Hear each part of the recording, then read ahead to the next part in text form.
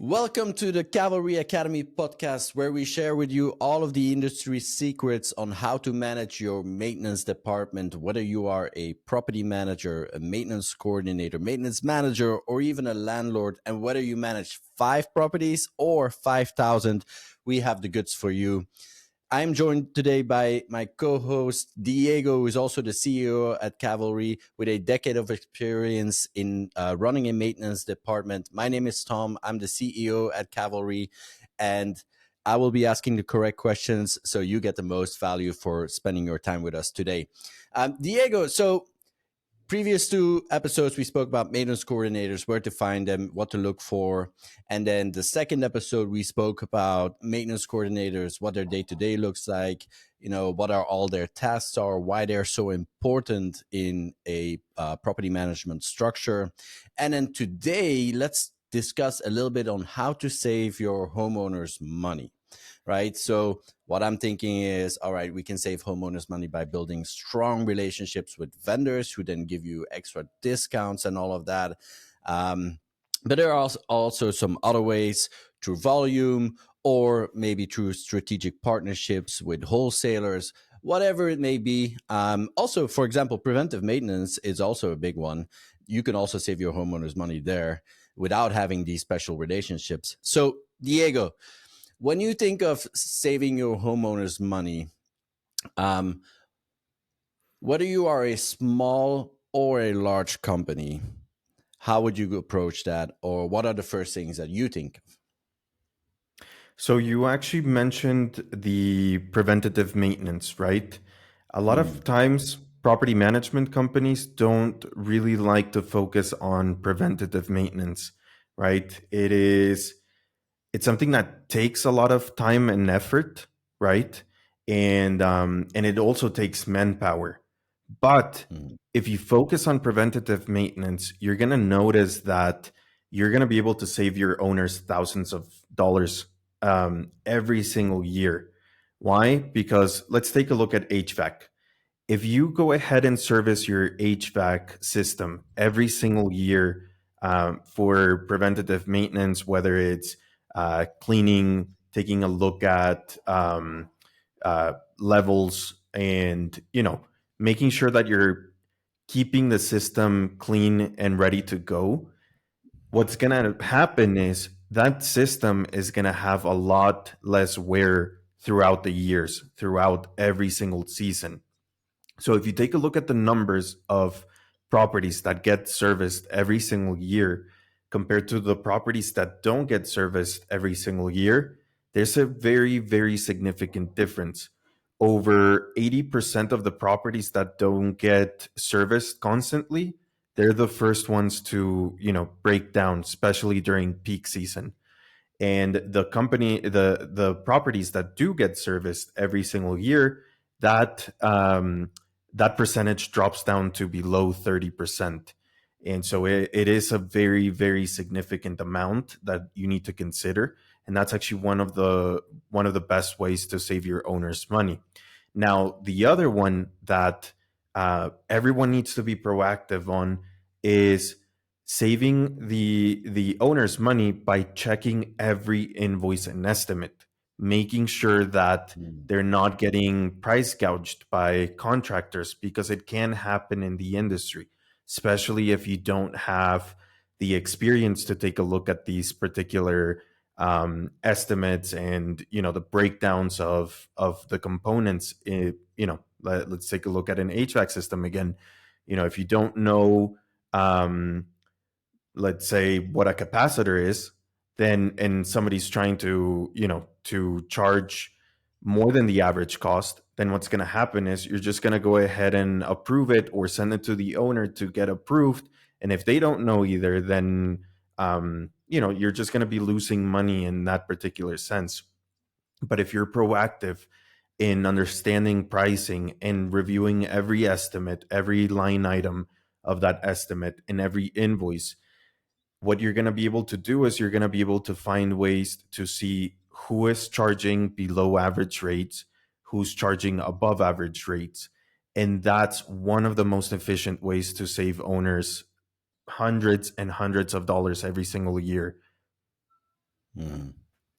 Fantastic. Yeah. And I guess this requires constant follow up. So, for example, what we've seen, for example, in the past is when a vendor is newly onboarded, they usually have great pricing. And then as they get busier, or, maybe they try it out, or maybe, they start increasing their prices slightly. So, I'm not saying every vendor does that by far. Not every vendor does that, of course not. But many do. So, it's something that requires constant monitoring, right? Yeah, exactly. You have to be on top of it. And you can have a contractor vendor that does really, really well, but you never know when they could be increasing pricing. Every year, things change, right? Prices go up, especially right now with Mhm. how the economy is. Gas prices are going up, material prices are going up. And then what ends up Mhm. happening is you end up assuming that they're giving you the best price possible when in fact they could be marking up that particular estimate or invoice a little bit higher Mhm. than usual. And it's good to ask, if you notice that a price increased, it's good to ask, why is that price increasing? What's happening, so you also have that information to notify your owners.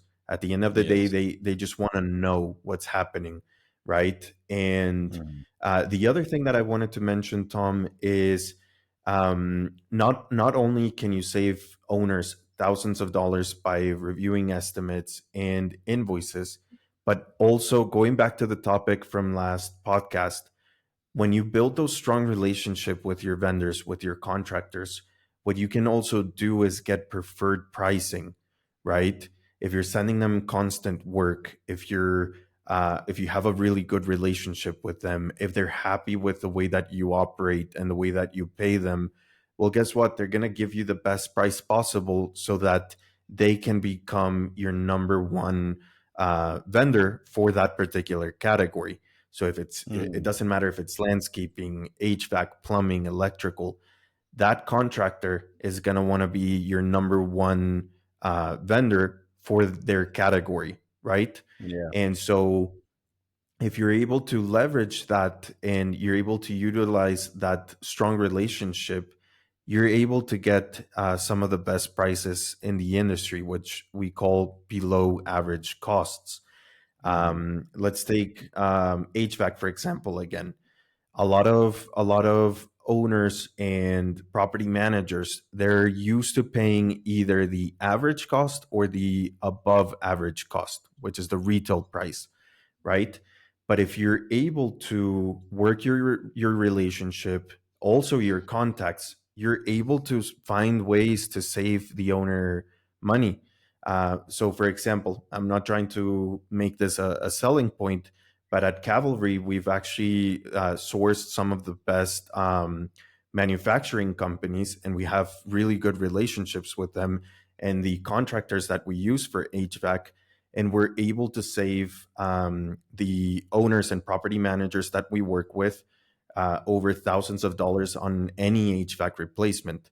So, Mhm. just to give you a really quick example, an HVAC system that costs $7,000 on average in the market, we're able to do it for around 5,000, Mhm. and that's because we're able to leverage the workload that we send to our contractors, and we're also able to leverage the cost with the manufacturing that we utilize, which is Yeah. usually So Goodman or Carrier. yeah. So Hmm. how do you that's easy for larger companies, right? Larger companies with many units have more leverage because they have more jobs to send, so they can also promise the vendors more jobs. So, and then in return, they get better ratings. Or for example, the strategic partnerships that you're talking about, they do require quite a lot of volume in order to even get access to those prices, right? So, how do Yeah. smaller companies? I'm assuming that many people watching in or listening in are, a smaller company. So, what are some ways for them to start saving their homeowners money? Maybe let's talk about vendors. What are some strategies they can use to get the best pricing from vendors or preferred pricing from vendors, even when they are a smaller company? Well, let me give you a really perfect example.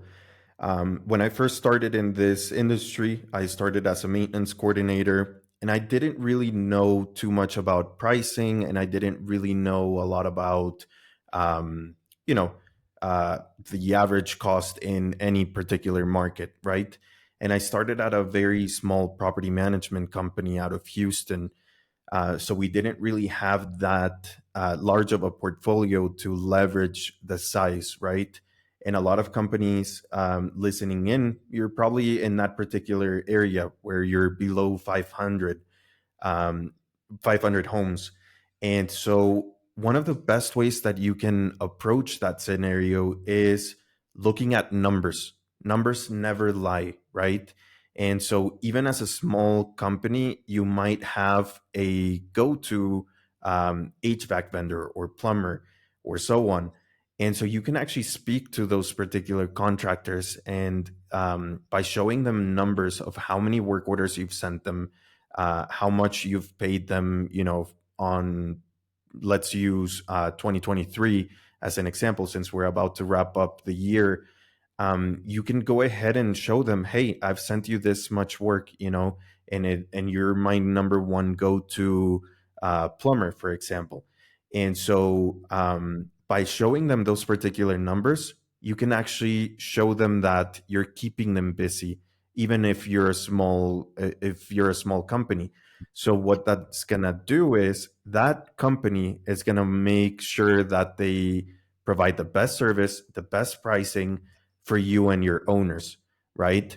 And so if if you're not afraid to talk about numbers, and if you're not afraid to talk about pricing, well, guess what? The contractors are going to listen to you. They're going to want to work with you, because at the end of the day, they want to stay busy, especially during the low seasons, right? And so they're going to be doing everything possible as well to keep that relationship, strong and happy. And so it that's one of the strategies that you can go ahead and utilize for those scenarios. Hmm. um, and the other thing that we talked about in the other podcast is building that strong relationship, right?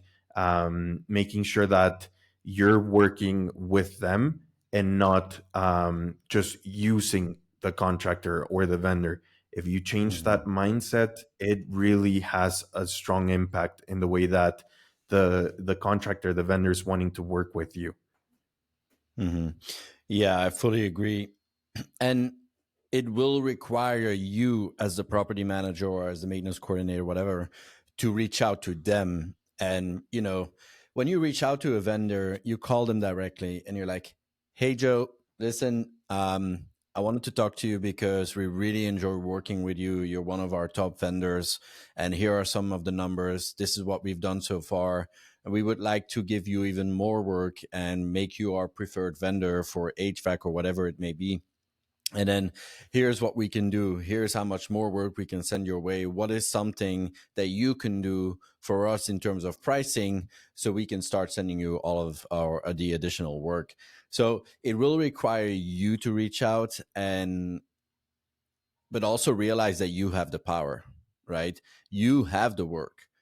Look at regular B2C. Look at whenever a vendor has a customer, usually, or in any store, basically, if you're a repeat buyer, you always get discounts, right? So imagine sending a vendor 50 jobs a month.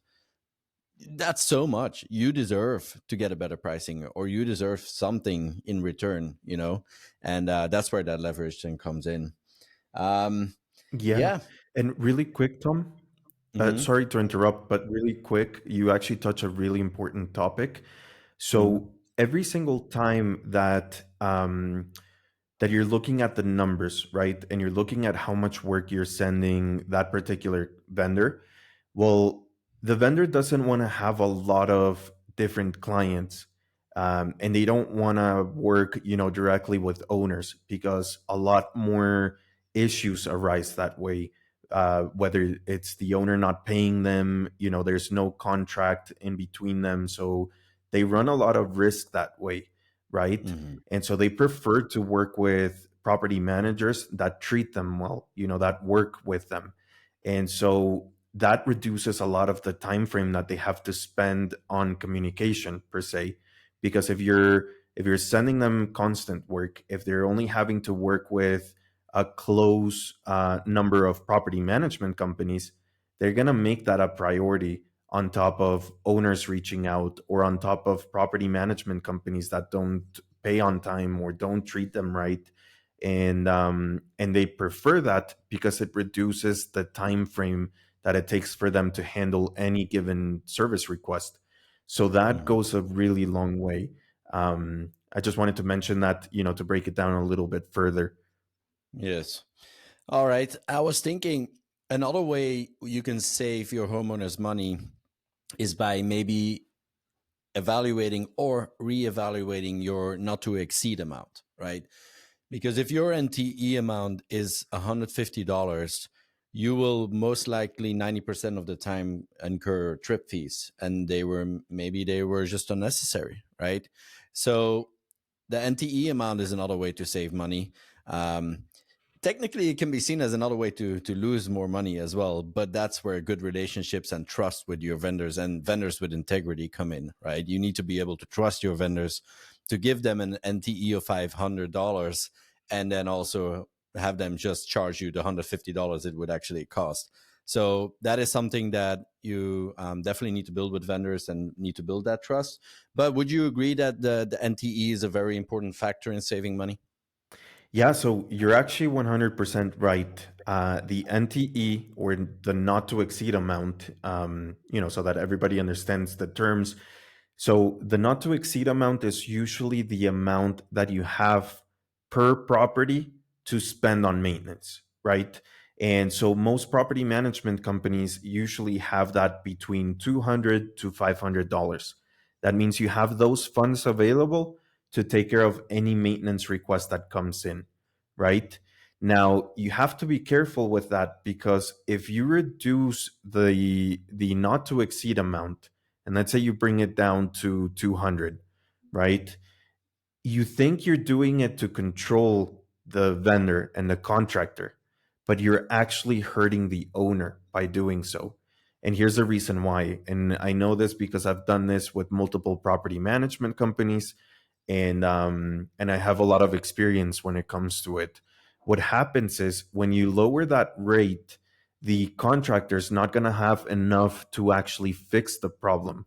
So they're going to go to the property, they're going to go ahead and inspect whatever needs to be done, right? And then they're going to send you an estimate or call you on site to get the approval, right? But if you don't give them the approval on site, well, they're going to have to take off, and they're going to be submitting an estimate.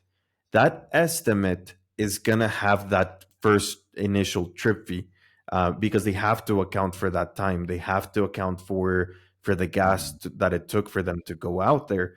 And well, it's not the vendor's fault that they didn't have enough funds to actually handle that service request. Let's say we're talking about a plumbing issue where you need to, I don't know, replace a toilet, right? Well, that toilet that maybe could have been replaced for $325, now it's going to get replaced for 375 or 400 or 425, because the vendor is going to have to account for that. So you have to be very careful with the not to exceed amount. You have to give them enough space for them to be able to perform the actual work on site. Now, I Mhm. know it's scary at first, giving so much, especially to a new vendor, but you can go ahead and build a very strong relationship. You can build trust with that particular vendor, and you can also take a look at their average cost every single month. So if you're sending out a contractor and you sent them 50 work orders, we'll take a look at the average cost that it took for them to actually handle those work orders. um, you know, don't just focus on the high rates. Take a look at all of them and see what the average cost is. Because sometimes, let's say you use a contractor just for HVAC replacements. Well, that average cost, of course, it's going to be very high because you're replacing a system, but it's not going to tell you the whole entire story. Now, if you're using a Mhm. plumber and their average cost is $225 or $250, well, you know they're giving you really good rates because there are high ticket items for plumbing. So those are some of the things that we can look at as an industry to help owners save thousands of dollars because those trip fees they can accumulate. Hmm. All right. Well, while you were saying that, I made some notes here. You were saying like it can be hard to trust a vendor, a new vendor with like a $500 NTE, because the problem is you did tell them, hey, if your price is below 500, you can go ahead and do it, right?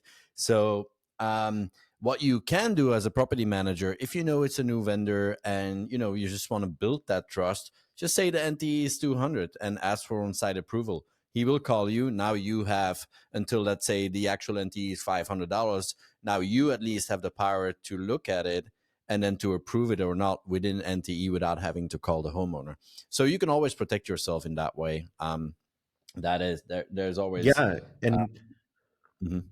Go ahead. so, yeah, actually, another thing that you can do is you can go ahead and take a look at what it's going to cost before you even dispatch that particular vendor.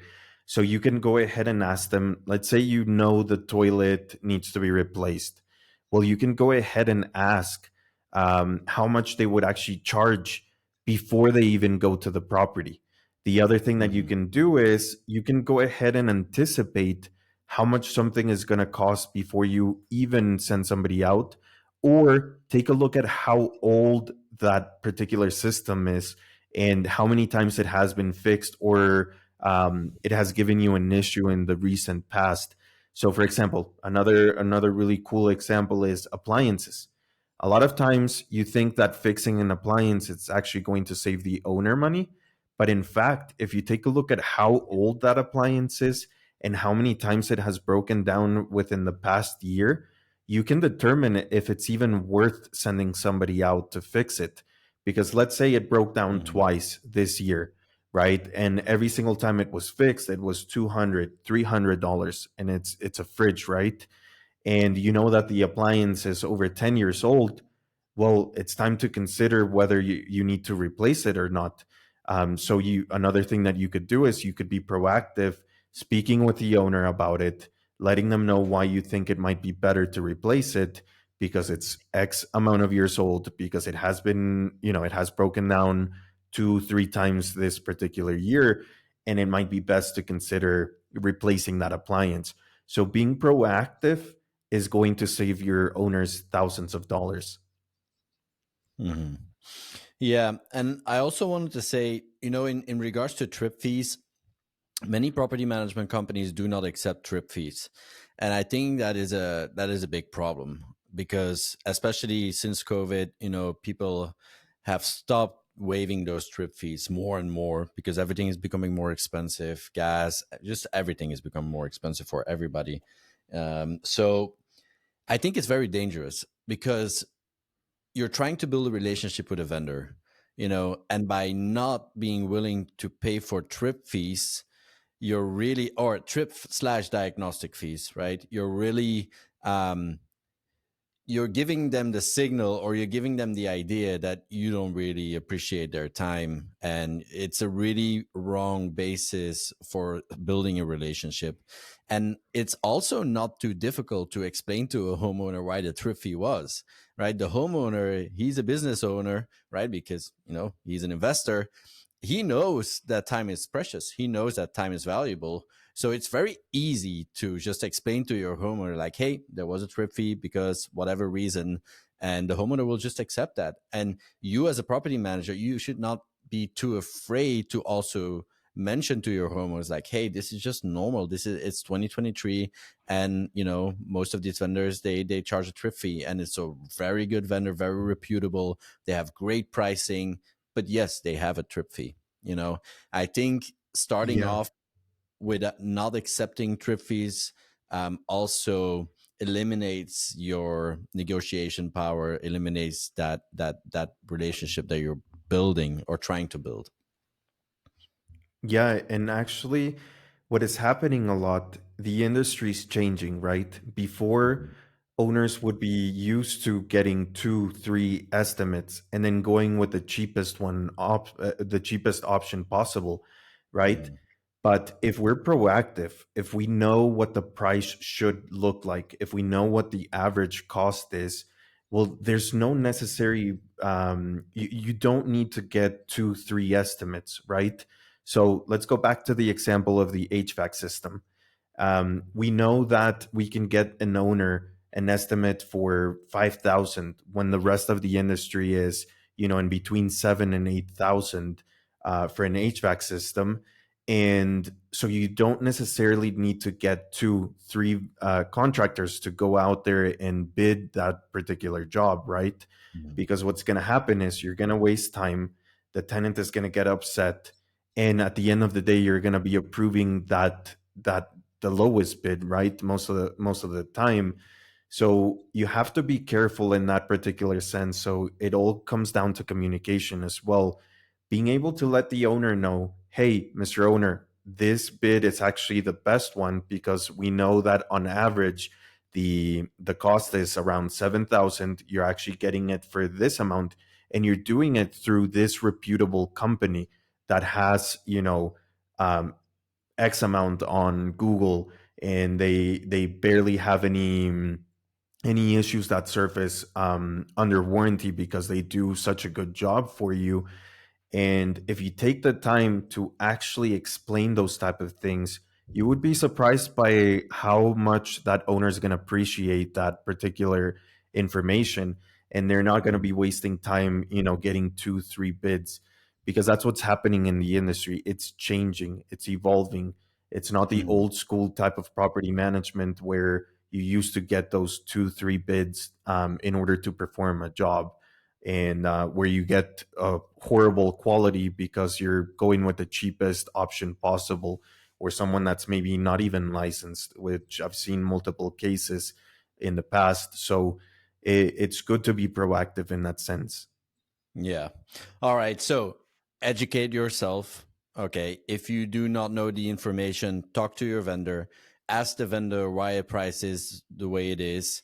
Get as much information as possible. So, along with what you know, with the information the vendor provided with you, you have a story to tell to your homeowner and to convince the homeowner. If you truly believe that it's the way to go, convince your homeowner, be the expert, position yourself as the expert, and the homeowner will appreciate that and they will follow you. You will be able to build better relationships with your vendors, and yeah, and get the best pricing possible. All right, guys, this was a nice introduction on how to save your homeowners money, whether you're a small company or a bigger company. Next episode, I would like to talk about basic how to educate yourself on pricing, how to find out if a vendor's quote is the right one, and how to educate yourself on pricing. Diego, thank you so much for today. I think it was a really valuable podcast episode, and I look forward to our next one. Thank you. Peace.